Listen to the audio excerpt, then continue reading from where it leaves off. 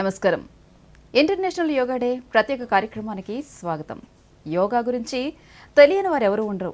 అదేవిధంగా యోగాని అభ్యసించడం వల్ల ఆరోగ్యం, ఆనందంతో పాటు శాంతిని చేకూరుస్తుంది. మరి ఇన్ని ఉపయోగాలున్న యోగా గురించి మరిన్ని విషయాలు సవివరంగా వివరించడానికి ఈరోజు మన స్టూడియోకి విచ్చేశారు యోగా గురువు డి శ్రీనివాసరాజు గారు. మరి శ్రీనివాసరాజు గారిని అడిగి మరిన్ని విషయాలు యోగా గురించి తెలుసుకుందాం. శ్రీనివాసరాజు గారు, నమస్తే సార్.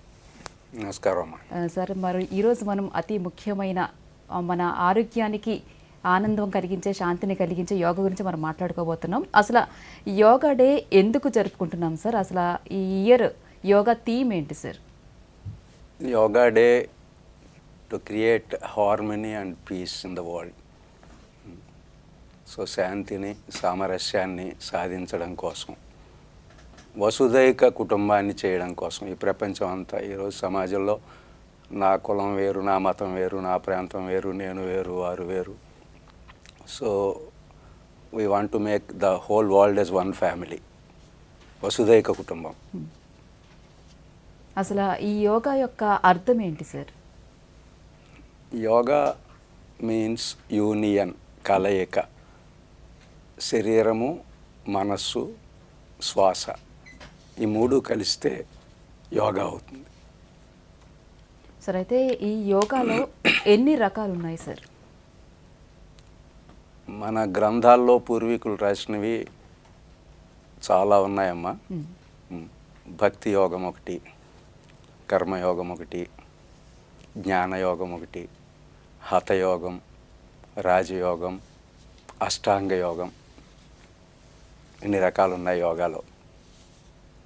సార్, అయితే ఈ యోగా వలన మనకి శారీరక ప్రయోజనాలు ఏ విధంగా చేకూరుతాయంటారు? ఈ శరీరం దృఢంగా ఉండాలమ్మా, మనస్సు ప్రసన్నంగా, ప్రశాంతంగా ఉండాలి. So body must be healthy. So ఈరోజు శరీరానికి శ్రమ లేదు. There is no exercise, frankly speaking. Even corporate schools, కాలేజెస్లో కూడా ప్లే గ్రౌండే ఉండదు. సో పూర్వీకులకి ఏంటంటే మన దైనందిన జీవితంలోనే శ్రమ ఉండేది. సో వారికి స్పెషల్గా ఎక్సర్సైజ్ అవసరం లేదు. సో ఈరోజు శ్రమ పెట్టాలి శరీరాన్ని పర్టికులర్గా, దానికోసం యోగా చేయాలి. సో యోగా చేసినప్పుడు శారీరకంగా మజిల్స్, ఈ కండరాలన్నీ స్ట్రెంగ్తెన్ అవుతాయమ్మా. సో మజిల్స్ ఫ్లెక్సిబుల్ అవుతాయి, ఈ జాయింట్ మూమెంట్ ఫ్రీగా ఉంటుంది, ప్లస్ బోన్స్ స్ట్రెంగ్తెన్ అవుతాయి, నర్వస్ సిస్టమ్, స్కెలిటల్ సిస్టమ్, హెల్టల్ system, cardiac system, respiratory system, not one అమ్మ, మొత్తం ఓవరాల్ బాడీ హెల్తీగా, స్ట్రాంగ్గా తయారవుతుంది యోగా చేయడం వల్ల. అయితే శ్రీనివాసరాజు గారు చెప్పండి, ఈ యోగా ద్వారా శారీరక ప్రయోజనాలతో పాటు మానసిక ప్రయోజనాలు కూడా చాలా ఉన్నాయి కదా సార్, వాటి గురించి వివరించండి. మనస్సు ముఖ్యమమ్మ. 95% జబ్బులకు కారణం మనసు. 95% of the diseases are psychosomatic. AIDS patient చనిపోవడానికి 15 సంవత్సరాలు పడుతుందంటే as per the medical science to collapse whole immune system. కానీ 1-2 ఏళ్ళలో చనిపోతాడు. ఎందుకంటే ప్రాబ్లం విత్ ద మైండ్, భవిష్యత్తు గురించి బాధ, ఇతరులు అతన్ని బాధించే విధానము, ఈ సమస్యలకు, అనర్థాలకు, అనారోగ్యానికి, అశాంతికి, అలజడికి కారణం మనస్సు. ఈవెన్ మీరు గమనించుంటారు, కోవిడ్ కన్నా కోవిడ్ భయంతో చనిపోయారు. సో ఈ మనస్సు మన అధీనంలోకి వస్తుంది. ఈ యోగా చేయడం వల్ల ఏమవుతుందంటే mind becomes so much calm and quiet. మనసు ప్రశాంతంగా ఉండాలి. న్యూటన్ కానీ, ఆర్కిమెడీస్ కానీ ప్రశాంతంగా ఉన్నప్పుడు ఫార్ములాస్ కనుక్కున్నారు తప్ప ఆవేశంలో కనుక్కోలేదు. సో ఎప్పుడైతే మనసు ప్రశాంతం అవుతుందో మన నిర్ణయాలు సకారాత్మకంగా ఉంటాయి. సో మనం చూసే దృష్టి పాజిటివ్గా ఉంటుంది. సో మానసిక ప్రశాంతత లభించినప్పుడు, మనోనిగ్రహం కలిగినప్పుడు ఏదైనా సాధించవచ్చమ్మా. యాక్చువల్గా ఇప్పటివరకు ఏంటంటే మనసు చెప్పినట్లు శరీరం వింటోంది. So we are under control of mind. But మనిషి చెప్పినట్లు మనసు వినాలి, మనసు మీద మనం స్వారీ చేయగలగాలి. సో అది యోగా ద్వారా సాధ్యమవుతుందమ్మా. మనసు మన నియంత్రణలోకి వస్తుంది, మనోనిగ్రహం కలుగుతుంది, మనశ్శాంతి కలుగుతుంది. శారీరక రుగ్మతలు అన్నీ కూడా కారణం మనస్సు.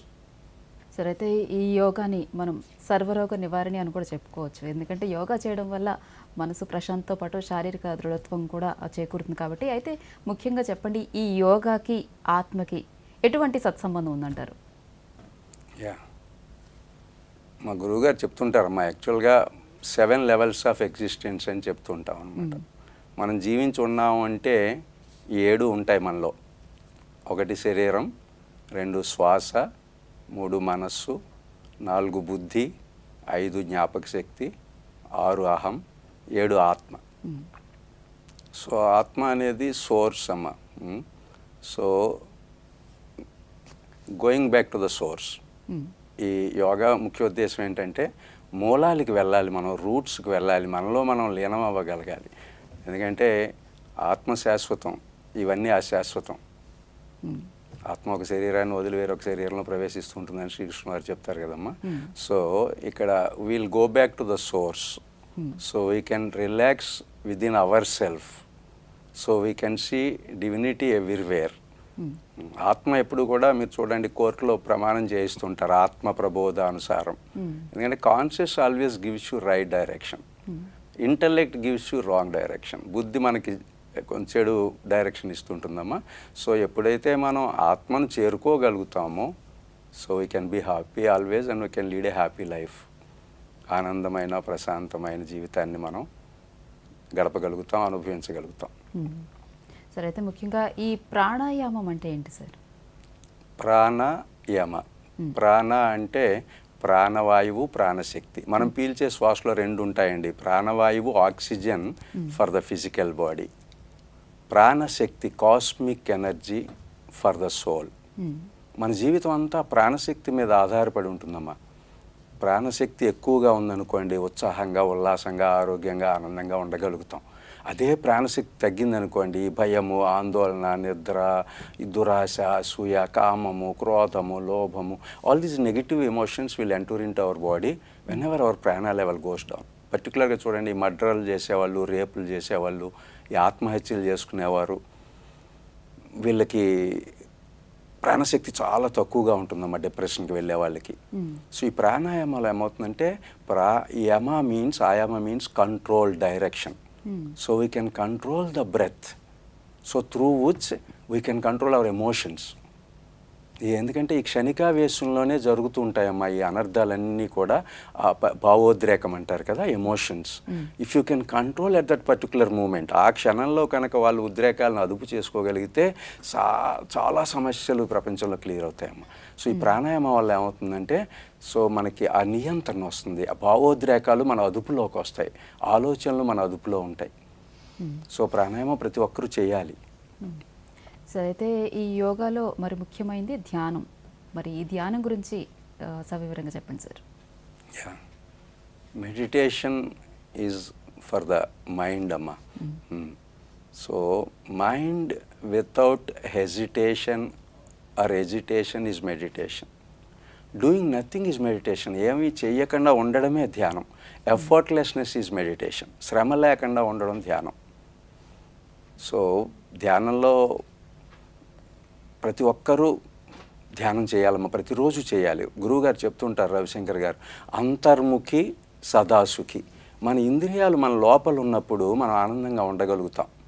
సో ఈ ఇంద్రియాలు ఎప్పుడైతే బహిర్గతం అవుతాయో, ఈ ప్రాపంచిక విషయాల్లో మనం ఆనందాన్ని, ఆరోగ్యాన్ని కోల్పోతున్నాం. సో ధ్యానం చేసినప్పుడు ఏమవుతుందంటే, మనం అంతర్ముఖం అవుతాం, బ్లిస్ఫుల్ స్టేజ్కి లోపలికి వెళ్తుందన్నమాట. మనసు ఆత్మలో అంతర్లీనం అవుతుందమ్మా. సో ఆలోచనలు అఫ్కోర్స్ ధ్యానాల్లో చాలా రకాలు ఉన్నాయి, చాలామంది చాలా రకాలుగా నేర్పిస్తుంటారు.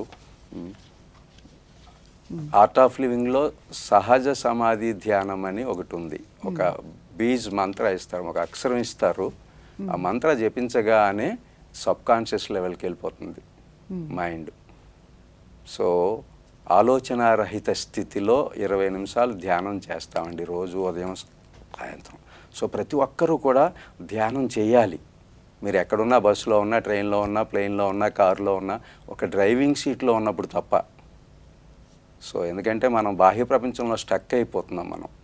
సో మనకంటూ మనం సమయాన్ని కేటాయించలేకపోతున్నాం. ఆ ధ్యానంలో ఏమవుతుందంటే, సో మనం మన శరీరంతో పాటు మన మనస్సుకు కూడా విశ్రాంతిని ఇవ్వగలుగుతాం. ఆలోచనలు వస్తూ ఉంటాయి. అది అఫ్కోర్స్ చాలా పద్ధతులు ఉన్నాయి. మనం ధ్యానం ఎలా చేయాలి, ఎంతసేపు చేయాలి, అవన్నీ కూడా మనం డీటెయిల్గా శిక్షకులకు నేర్పిస్తుంటాం. సో ప్రతి ఒక్కరూ ధ్యానం చేయాలి. ధ్యానానికి పెద్ద ఎఫర్ట్ ఏమున్న అవసరం లేదు. ఎక్కడైనా చేయొచ్చు, కుర్చీలో కూర్చొని చేయొచ్చు, ఏమో మంచం మీద చేయొచ్చు, నేల మీద చేయొచ్చు. అలవాటు చేసుకోవాలి.